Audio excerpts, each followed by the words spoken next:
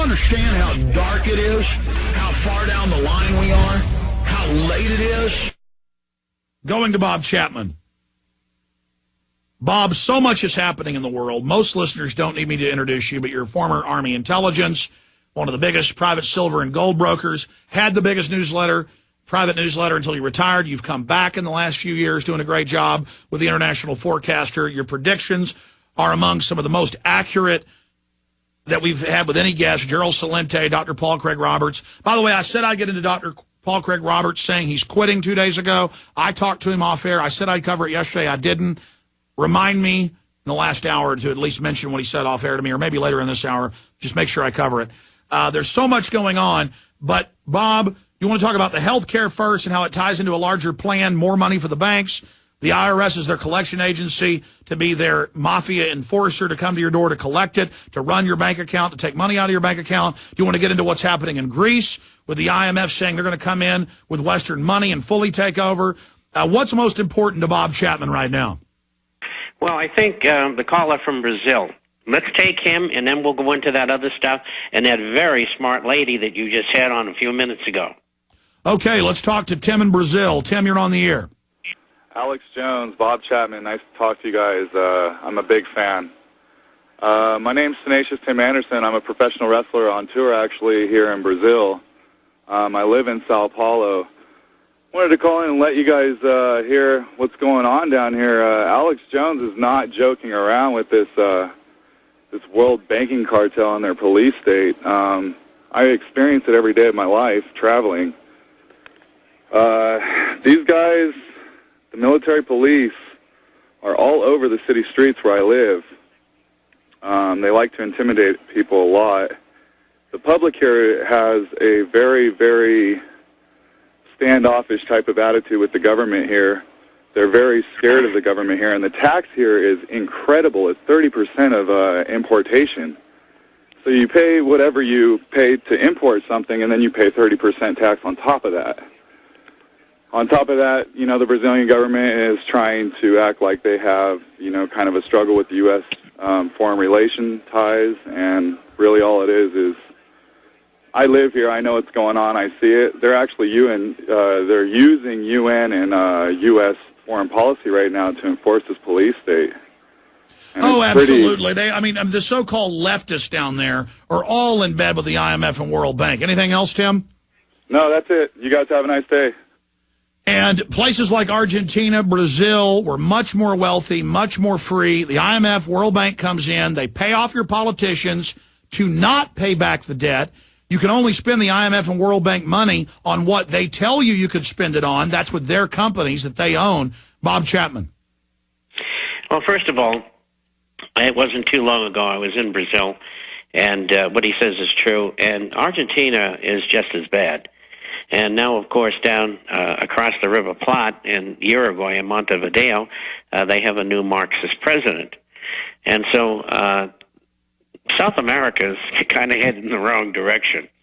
But be as it may, I like to hear foreign ideas, and we got them from Tim, and thank you, Tim. The young lady who was on just before you get off talking about what was going on in the bond, bill, and note of the Treasury market. Last year, I backed into what I think is the privately owned Federal Reserve purchasing 80% of U.S. Treasury paper. Now, that's enormous because the Fed has to create money out of thin air in order to do that, and it goes right into the system via the Treasury bonds, which are the proceeds of which are sold immediately, and it tends to be very inflationary, and we're going to see that probably in the next 6 months. They had two Treasury sales this week. The first one was bills, which is $44 billion. The second was 7-year notes, which was $32 billion. They're averaging about $50 billion a week. I mean, this is incredible, just incredible, the amount of money. And they're having a hard time selling it. Otherwise, the Fed wouldn't be buying some or the majority of the paper. And the real concern out there, finally, it's dawning on everybody else that global debt by government is at astronomical levels. There's 19 countries that are on the verge of bankruptcy, which includes the United States and Great Britain. And as I said the week before last on the program, where this is headed is, I think, late next year they're going to have a meeting. All the countries will attend. They will devalue all the currencies. They will multilaterally default. And I think from there we'll go into a deflationary depression. So it's not too far away now. And so that was in answer to what she asked and what she had to say. I know that Bill Goss over at PIMCO, which is the largest bond manager in the world, said that the three-decade bond market a bull market in bonds is over. And a little-known thing that's come up, very important, Ambac Financial is selling for 66 cents a share. They are a bond insurer. And what they would do is, and it was really a scam, what they would do is they would go to municipalities and say, look, we have a AAA rating, and you get a triple B, and if you come with us and let us insure your bonds, what will happen is you get the AAA rating, and you'll pay less money. And, of course, you'll pay a fee to us. Just like the rating agencies, S&P, Moody's, Fitch, they do the same thing, only in a different area. And you saw the results of that with the collateralized debt obligations and the trillions of dollars of losses that were caused by the misrating of those bonds. Okay, Bob, let me just stop there. So in layman's terms, the IMF, World Bank, just front companies for the private central banks. They go pay off governments to buy derivatives that they know are going to go belly up. But as it's going up, they take the real assets and the profits they've made from the fraud, they invest them in infrastructure. Then when things go down, they come in and loan the money they've got from taxpayers back to the nation to then expand the debt and dependency even more. And it just goes in cycles till the entire society collapses. The private central banks come in, seize the roads, the national parks, the resources, the water. They raise all the taxes. We know the program, but I want to come back from break and get into Bloomberg. Failed banks may get pension fund backing as FDIC seeks cash. Now, you talked about this a year ago.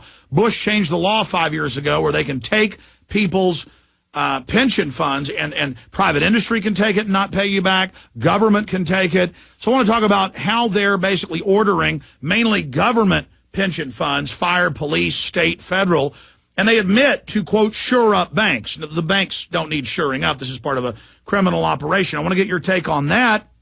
Then I want to talk about health care with Bob Chapman and your analysis of the health care bill and the biggest problems you have with it. Bob Chapman is our guest. We'll try to hold him a little bit in the next hour. I'll ask him during the break if he can do that. And after we talk about the health care bill, going after the pensions, the IRS getting into your bank accounts, and his perspectives on where this economy's going. We'll also take your phone calls. Also want to ask him if he agrees with me. He's been hearing me month after month here every Friday say they're going to stage terror attacks and blame it on the Tea Party. We now see that reaching fever, pitch, crescendo, hype into the month of April. We'll be right back and get Bob Chapman's take on all this and more. I'm Alex Jones.